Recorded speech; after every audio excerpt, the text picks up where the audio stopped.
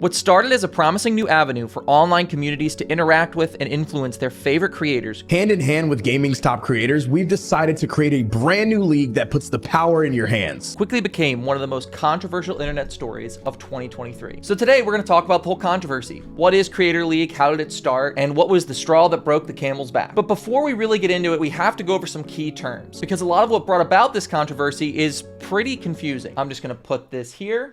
Okay, now we're ready. You see, blockchain is a technology that stores data. It's complex, it requires a lot of hardware, but it's very secure. You see, blockchain is very good at data validation and security. Without your input and consent, it is very hard for any bad actors to alter or steal your data. This is actually what made it ideal for cryptocurrencies. Cryptocurrency is just an online digital currency that has no oversight from a government. It is completely decentralized and controlled by you. Crypto is the reason the term blockchain became very popular, but not a lot of people know about it. Think of a knife. If a knife was created just to hurt people, and that was the only popular application, then people that weren't going to be violent wouldn't want to own a knife. It's a violent tool. However, as there are many popular applications for knives that are non-violent, there's no negative stigma around it. The knife is the technology, violence is the action. In this way, blockchain is not the same as NFTs or crypto. Crypto and NFTs just use the blockchain. That was a lot, but we're not done. We have one more term. The term Web3 refers to websites or applications that are developed with new technologies such as blockchain and with the focus of decentralization and use of new technologies. If this confuses you, it's because it's made to confuse you. It's just a business term. It has no real solid definition. It's made to make tech companies look smarter than they are, and it's definitely overused by online tech bros with NFT profile pictures. So if all of that went over your head, a quick summary is that blockchain is just a technology for storing data securely, and Web3 is a new push in online development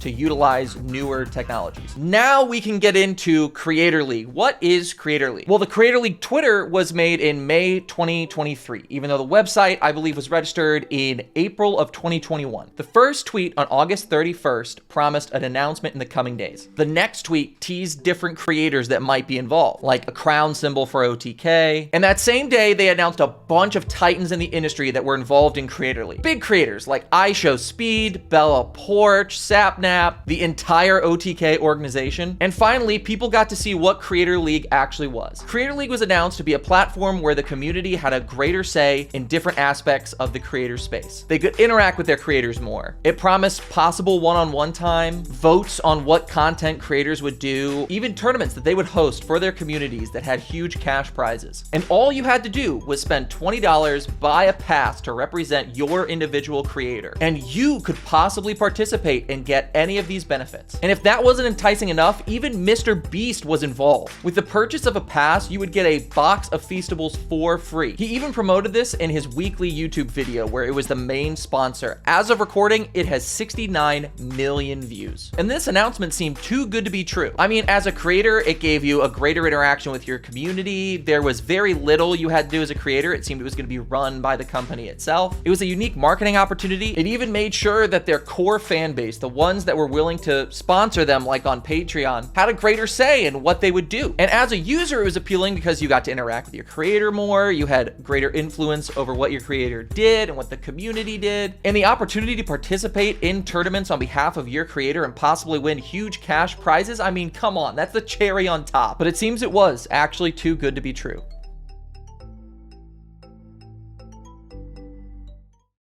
You see, there were some red flags when you went to the website. As you can see here, the passes kind of look like NFTs. We've all seen NFTs posted by tech bros on Twitter. The weird 3D animation, it's like spinning. It just felt kind of like an NFT, but doesn't mean it is one. People then found out that you could only purchase one pass per creator, and that kind of made sense, but you couldn't gift passes to other people. They were very clear that only the people that would be owning the pass should be purchasing it. People also noticed that the company running the website was called Mint.gg. Now, mint is a term used in the crypto NFT space. To mint something is just simply to put it on the blockchain. And again, the blockchain just stores data, so it can hold pictures, it can hold currencies, it can hold a pass, or a picture of a pass that you bought. Not 2 days after the announcement, one of the involved creators, CDawgVA, announced that he would be departing from the project, citing that he was told the project had, quote, nothing to do with NFTs, end quote, and apologizing for his negligence on the matter. This confirmed those whispers, and they started to become kind of a loud shout. Not only that, but the OTK co-founder Tips Out, who's popularly seen as the brains behind the organization, tweeted that he was told there was no NFT/crypto component to the project and reached out for clarification. And that brings us to today. On September 5th, Creator League announced that it would be postponed indefinitely, also saying that a corporate restructuring was already underway. That term is really easy to explain. Corporate restructuring just means firing people. Now, I did my own investigation. I looked at the LinkedIn pages of their CEO, head of IT, and individual software developers, and I couldn't find any technology or references to blockchain, NFT, crypto, nothing of the sort. However, eFuse, the company that owns Mint.gg, the company that started Creator League, does not have Mint.gg or Creator League listed among their other companies or ventures on their website. Now, as of right now, that's all we have on the matter. Other creators involved haven't said anything. If they do, please let me know in the comments down below. I'll try and pin it, but let's get into kind of what this all means. I'm not entirely confident that Creator League had NFTs at all. I do know that there was blockchain technology, as we've seen other creators saying, hey, I was told there was nothing, and then pulling out, and then them postponing the project and firing a bunch of people. But it's obvious they kept that technology completely secret from the creators involved. So sure, some people may blame the creators and say, hey, you guys didn't do your due diligence. You didn't investigate this at all. But if the company didn't give any information, hid it